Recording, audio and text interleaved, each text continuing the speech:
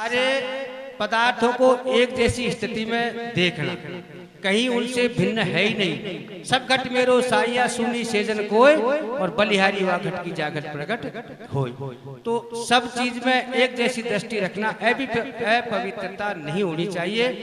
एक अच्छा लगता है, एक बुरा लगता है, इसको कहते हैं राग और द्वेष, अनुकूल और प्रतिकूल। ऐसी स्थिति नहीं होनी चाहिए। फिर लास्ट में स्थिति आ जाती है तुरिया, जिसमें आप स्वयं के अलावा दूसरा कोई नहीं है।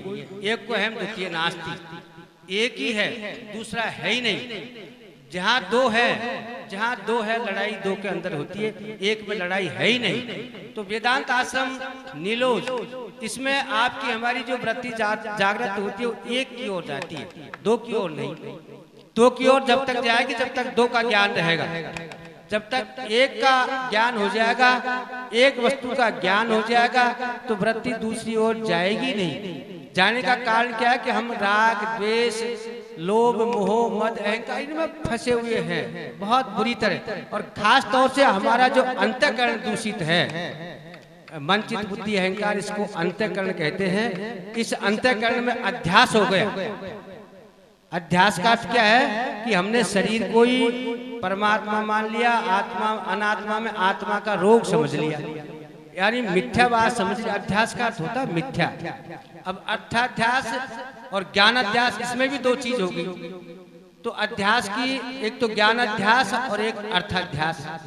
ज्ञानाध्यास आत्मा में अनात्मा का समझना कि यही अनात्मा है, यही आत्मा है, ये दो है या एक है, इसको ज्ञानाध्यास कहते हैं। और कैसे हो गया कि जैसे सर्प में, रज्जु में सर्प की भ्रांति हो जाना, सीपी में चांदी का भास हो जाना, ये जो भ्रांति हो गई इसको ज्ञानाध्यास कहते हैं। और दूसरा नंबर है अर्थाध्यास। अर्थाध्यास का अर्थ है कि हमने अर्थ का अनर्थ कर दिया, अर्थ का अनर्थ कर दिया।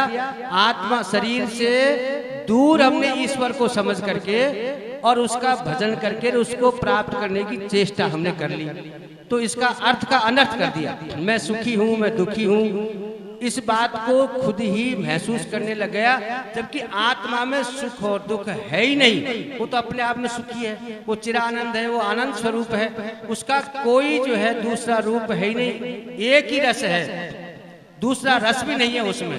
त्रिकालाबादितम सत्यम, आत्मा का तीनों कालों में नाश नहीं होता। और जो चीज नाशवान नहीं है उसको आपने नाशी समझ करके मैं जन्मता हूँ, मैं मरता हूँ, ऐसी स्थिति आप हमने यदि मान रखी है, तो ये जगत हुआ न होने का, ये जगत मन माने का। मन माने से कभी भी आपकी बात सिद्ध नहीं होगी। जो आसन से जो गुरु भगवान आपको आदेश देते हैं, जो गुरु भगवान आपको सुनाते हैं, सुन करके उसकी दृढ़ता से पालन कर लो, दृढ़ता से धारण कर लो उसको। और जब तक दृढ़ धारण नहीं होगा ना, तब तक सुन करके केवल हम यहाँ यही काम आए कि साहब दर्शन कर लेंगे और प्रसाद ले लेंगे, महाराज जी के दर्शन हो जाएंगे। देखो ये काम तो आप हमको करना ही है, इसको भी विस्मृति में नहीं ले जाना है। क्योंकि बार बार जब आएंगे ना, एक एक बूंद यदि जल की पत्थर पर भी गिरती है तो पत्थर में भी जो है ना छेद हो जाएगा, उसमें भी निशान हो जाएगा। और एक साथ आप बाल्टी की बाल्टी डाल दोगे तो भी फर्क नहीं पड़ेगा। इसलिए धीरे धीरे आना जाना, दर्शन होना और मेल मिलाप करना।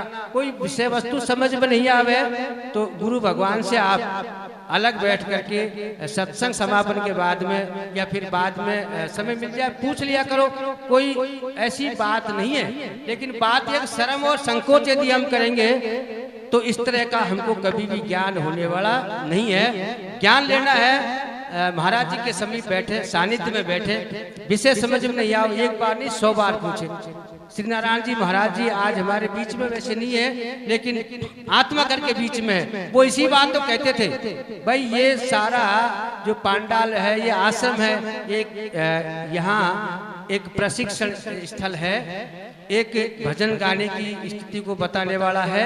इस जगह पर आप हम अपना कल्याण भी करें और आगे की पाठशाला में प्रवेश लेने के लिए इसमें पढ़ाई भी होती है। जैसे अभी बालिका भगवान ने, बहुत छोटी बालिका था लेकिन बहुत अच्छा भजन सुनाया, तो झिझक नहीं होनी होनी चाहिए। आप लोगों के माध्यम से भी गाने वाले हैं, भजन गाने वाले आए सुनाए, और छोटे बालक हैं उनको भी सुनाए। तो ये एक पाठशाला भी है, और इस पाठशाला को आप पाठशाला समझ करके और अपने जीवन का बहुत अच्छा जो परम आनंद है वो भी हम प्राप्त कर सकते हैं। तो थोड़े समय के लिए मैंने आप लोगों को कुछ निवेदन किया, गुरु महाराज की कृपा से इस पर विचार करना, ध्यान देना, और प्रसाद लेकर के 2:30 बजे प्रोफेसर साहब जो कह रहे हैं उसके बाद में आप यहाँ से प्रस्थान करेंगे।